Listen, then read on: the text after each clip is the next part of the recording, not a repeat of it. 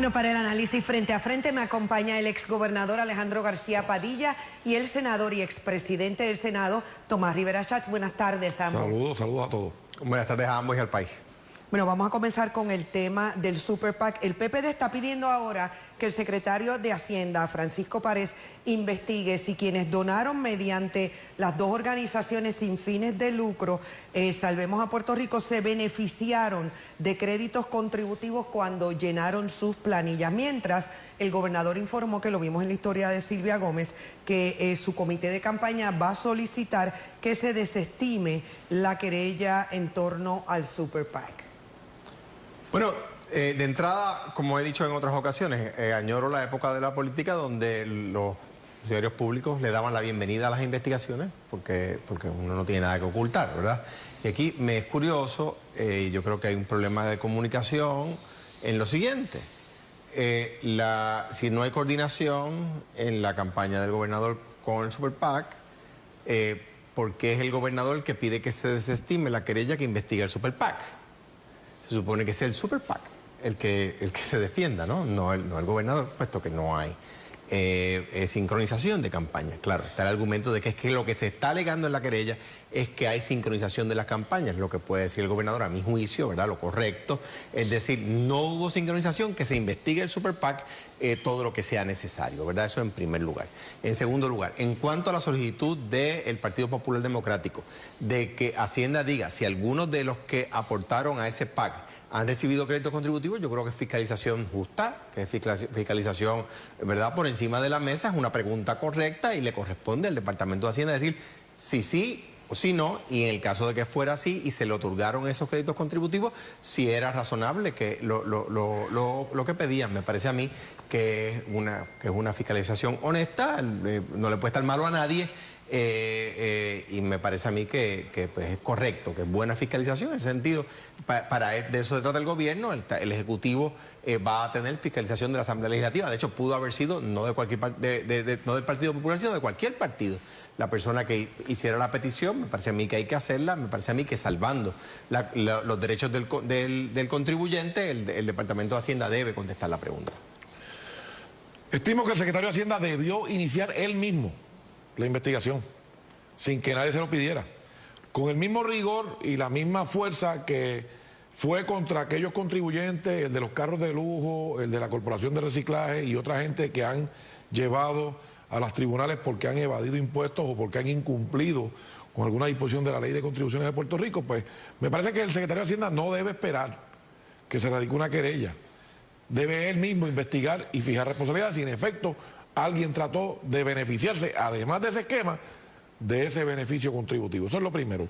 Lo segundo, el entonces director de campaña de Wanda Vázquez, Jorge Dávila, radicó una querella en el año 2020, antes de las primarias, donde detalló específicamente todas las alegaciones y presentó una querella en términos de formato, contenido y argumentación superiorísima a la que presentó el Partido Popular, que fue desestimada de plano por el Contralor Electoral. Esa querella fue atendida y en octubre del año 2020 el Contralor Electoral dijo dos cosas. Dijo, número uno, los aspectos sobre la violación a la ley federal, electoral federal, no tenemos jurisdicción, no vamos a entrar a esa. Pero en cuanto a lo de la continuación de campaña, dice en la parte decretativa de la resolución que emitió el Contralor Electoral en el 2020, en octubre del 2020, que no halló base ni evidencia alguna de tal coordinación. ¿Qué está haciendo el gobernador? Hay unas alegaciones contra el Super PAC, ¿verdad? Una declaración de culpabilidad que aceptó el señor Fuentes y ya se declaró culpable. Pero de eso a la coordinación son dos escenarios. El gobernador está diciendo no hubo tal coordinación, que ha sido su discurso desde que el fiscal federal dijo que no había vinculación de su comité de campaña ni del gobernador con esa investigación, pues ha sido consistente con eso. Me parece que hizo bien el Contralor Electoral cuando, a pesar de que desestimó la querella, dijo, voy a repasar esto, voy a revisar esto, porque la transparencia debe ser, ¿verdad?, la orden del día en ese organismo. Así que cada cual hará su planteamiento, el gobernador pedirá la desestimación, me parece que con mérito, porque ya se juzgó en el 2020, pero si hay alguna evidencia adicional, pues está correcto que el Contralor Electoral la examine y yo emplazo al secretario de Hacienda que él, sin que nadie radique una querella, verifique si alguien se benefició de ese esquema contributivamente. Voy a cambiar el tema porque de la Cámara de Representantes están pidiendo propuestas de consenso para poder lidiar con la situación que la Junta de Supervisión Fiscal va a crear en unos 30 municipios. Al no haber accedido a mantener el fondo de equiparación, que se estima son 88 millones de dólares, y además obligar a que tengan que pagar por el plan de salud del gobierno. ¿Existen alternativas? Porque esto se veía venir. Por supuesto que existen alternativas y se ha legislado ya varias veces para lograrlo. De hecho, hay alternativas de dinero nuevo. El proyecto de Héctor Ferrer, hijo, que legaliza el uso adulto del cannabis, como en muchos estados de Estados Unidos, como en muchos países de Europa, que con eso se baja el crimen, se baja la adicción, se bajan las muertes por sobredosis y se aumentan los recaudos del país, es uno.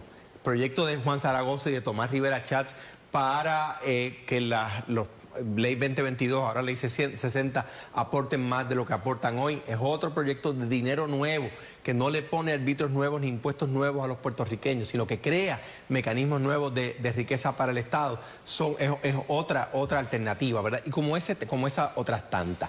¿Qué pasa? Es que, mire, y esto es importante que el país lo sepa, los problemas complejos tienen soluciones complejas, no tienen soluciones simples. Entonces rápido viene gente que no ha estudiado mucho el tema a decir que lo que hay que hacer es consolidar esos 30 municipios. Es un disparate. Ya tratamos una vez con consolidación de municipios. Y lo que hoy sería el municipio más rico del país, porque tiene la mayoría de la banca, porque tiene las principales universidades, porque tiene los principales centros comerciales, es un área deprimida. Se llama Río Piedras. Era municipio, se consolidó a San Juan, fue un error. Ya lo tratamos una vez. Y si se vuelve a cometer el mismo error, vamos a tener el mismo resultado. Lo que hay que buscar son alternativas nuevas. Mencioné dos, hay más para solucionar ese problema. Yo creo que está bien que la Cámara de Representantes lo haga, está bien que el Senado lo haga, estoy seguro que el Ejecutivo también lo debe estar haciendo. Me parece a mí que hay que buscar alternativas porque existen alternativas. 88 millones de dólares para el fondo de equiparación, que en esencia lo que hace es que auxilia fiscalmente los municipios más pequeños y más pobres de Puerto Rico. Es una cantidad ínfima del presupuesto. Recordarán ustedes que por aquí hace algún tiempo atrás estuvimos discutiendo la discrepancia que había entre el presupuesto que el gobernador quería y el que la Junta de Control Fiscal estaba dispuesta a autorizar, una diferencia de alrededor de 100 millones de dólares. Cualquier persona imaginaría que luego de haber aprobado el plan de ajuste, donde Puerto Rico ahora tiene un espacio adicional con sus recursos para atender otras necesidades, porque está pagando mucho menos de lo que pagaba anteriormente, no tendría estas controversias. La Junta sigue en su obstinación del micromanejo y quiere condenar a la miseria a los maestros, a los bomberos, a los policías, a los servidores públicos, a los municipios, a la Universidad de Puerto Rico. Eso es lo que está ocurriendo con la Junta de Control Fiscal.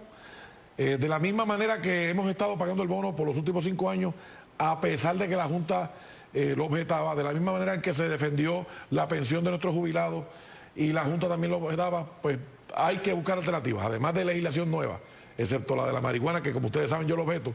Cualquier recaudo adicional puede nutrir, pero Puerto Rico, al haber aprobado el plan de ajuste, tiene una capacidad un poquito, ¿verdad?, más cómoda para atender sus propias necesidades, y entre ellas, sin lugar a dudas, una de las prioridades tienen que ser los municipios de Puerto Rico.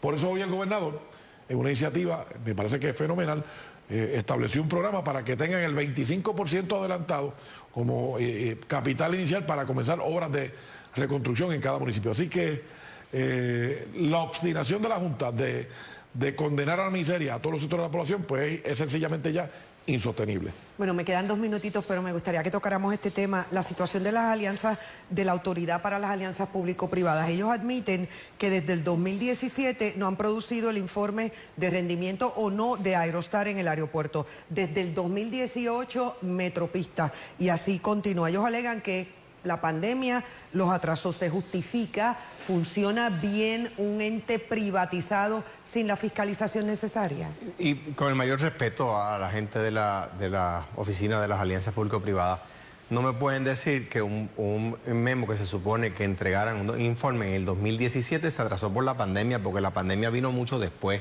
Tampoco uno que se supone que entregaran en el 2018, porque la pandemia vino después. O sea que me parece a mí que la respuesta, no, yo he dado clases en la universidad y me parece que esa respuesta merece un 0, ¿verdad? De nuevo, allí trabaja gente buena. Si esa fue la respuesta, esa no es la respuesta. Número 1. Número 2, una de las cosas que cambiamos a la hora de negociar el contrato de arrendamiento del aeropuerto, pues que es una negociación que yo inicié comenzada, era que se creaba una comisión para que evaluara el cumplimiento de lo que Aerostar prometía. O sea que hoy, el gobierno tiene en sus manos la capacidad de hacer a Aerostar cumplir, y eso se le añadió a la negociación. Y era una comisión que visitaba físicamente el aeropuerto con expertos. Me parece a mí que eso lo que hay que hacer es ejecutar lo que ya está redactado, no hay que escribir nada nuevo. Imaginemos que por razón de la pandemia, por razón de los huracanes, por razón de lo que ellos quieran utilizar, ¿verdad? Que el gobierno de hecho dio prórroga para los malbetes, para muchas cosas el gobierno dio espacio. Pues imaginemos que ellos tengan algún grado de razón para justificar la demora en radicar los informes, pero la pregunta es, ya es hora. O sea, que pueden poner al día los informes, tienen la obligación de hacerlo y el gobierno tiene el deber de fiscalizarlo y hacerlo cumplir con esa disposición de informar cómo va la cosa, porque para eso fueron contratados y a eso se obligaron cuando firmaron el contrato. Así que los brazos que tenga el Ejecutivo, así como los brazos que tenga el Legislativo, tienen la obligación, no tan solo ministerial, sino ética y moral, de exigirle cumplimiento con esos informes y que se hagan públicos para que el pueblo de Puerto Rico los conozca. Bueno, muchas gracias por el análisis. Continuaremos.